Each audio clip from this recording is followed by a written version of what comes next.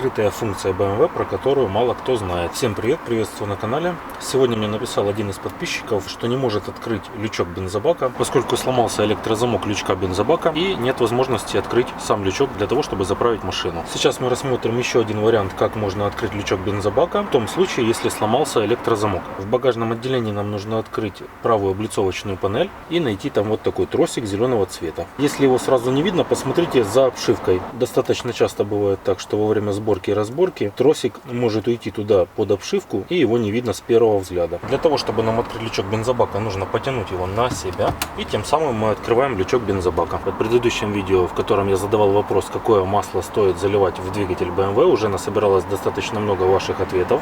Ссылочку на это видео я оставлю вот здесь, в всплывающем окне.